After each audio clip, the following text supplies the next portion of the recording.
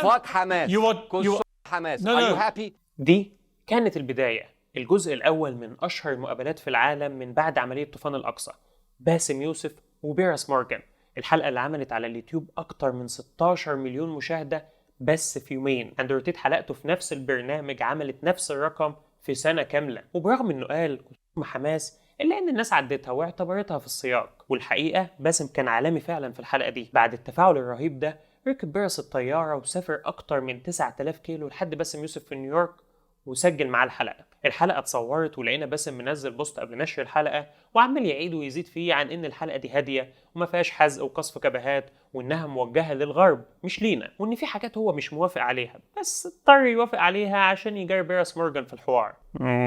في سبب تاني. المهم نزلت الحلقة ونزل معاها بوستات في حب القصف اللي على الهادي والجاكيت الحلو والزيت والزعتر اللي من الضفة الغربية. بس بعيدا عن الحاجات اللطيفة دي خلينا نشوف هو قال ايه بالظبط وايه اللي قاله وحب يمهد له قبل الحلقة عشان يوضح انه مش موافق عليه. باسم اعلامي عنده كاريزما عالية جدا وخفة دم زي العسل، بس مش ناشط في القضية الفلسطينية ولا صحفي متخصص وعلى دراية كافية بكل أبعادها، وكان واضح إنه اعتمد على سكريبت مذاكره كويس بعد ما تم إعداده مع فريقه، ودي حاجة عادية بالمناسبة. واضح برضه إن تم التنسيق والاتفاق مع بيرس مورجان على خط سير الحوار، ودي حاجة برضه عادية بالمناسبة. بيرس عاوز يحافظ على المشاهدات اللي عملها باسم والجمهور العربي في الحلقة الأولى ويظهر نفسه إنه بيدي مساحة للجانب المؤيد لفلسطين في برنامجه، بس في نفس الوقت ما بيعديش الخط الأحمر. يعني ادى الباسم مساحة حلوة جدا في الكلام، بس الحقيقة إن المساحة دي كانت بالونة. بيرس ساب باسم ينفخ فيها ساعتين تقريبا. اتكلم عن الظلم اللي بيواجه الفلسطينيين من 100 سنة، اتكلم عن ازدواجية المعايير عند الغرب، اتكلم عن وحشية إسرائيل، اتكلم ليه العربي بيفرح لما بيشوف إسرائيل بتتفشل،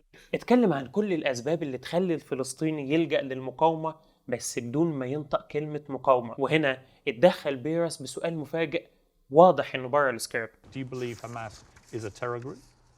It is classified by America as I'm not a big fan of Hamas, and they are a militant group.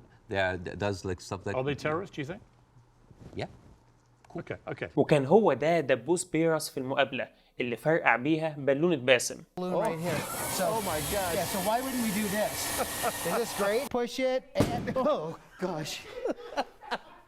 دول إرهابيين يبقى مش هنصدق أرقامهم عن الضحايا. We don't even know if the casualty numbers are correct because they're all coming from Hamas. عندك حل لتجنب سقوط الضحايا وانت بتحارب إرهابيين وسط المدنيين في غزة؟ Well, I'm not a military expert. كده في اتفاق ضمني ان وقع ضحايا بس الارقام من الارهابيين اكيد كده. بس موافق ان حماس هدفها قتل الاسرائيليين واليهود مش الدفاع عن ارضها واسترداد حقها لا سمح الله.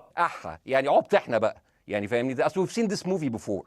واضح برضو ان ده بره السكريبت. إدانة المقاومة الوحيدة على الأرض قدام المشروع الصهيوني بالإرهاب كارثة، بس إذا كان خصوم حماس عدت قبل كده وعادي في السياق فنبقى نكتب بوست نقول إن السقطة دي كانت في السياق برضو وهتعدي بمقاطع الزيت والزعتر، هتعدي بالجاكيت الحلو وكل مقاطع نفخ البالونة قبل فرقعة بيرس، وكده يكون الكل مرضي. بيرس حقق اللي هو عايزه وباسم حافظ على إعادة التسويق اللي عملها لنفسه قدام الجمهور العربي والغربي وما نبقاش زعلنا حد. واذا مش عارف ليه وصف المقاومه بالارهاب يعتبر كارثه، شوف مقابله الرابر والناشط الفلسطيني لوكي مع نفس المذيع لما ضغط عليه عشان يدين حماس. ومش بس هتعرف الكارثه، هتعرف كمان اهميه الفرق بين ان اللي يدافع عن القضيه يكون ناشط ومؤمن بيها بدون حسابات لتوازنات او مكاسب شخصيه، وبين ان اللي يدافع عنها اعلامي لقى فرصه لاعاده الظهور وبيحاول يحقق اكبر مكسب باقل خساره. ما تخليش كل ده ينسيك المسافه صفر. سلام.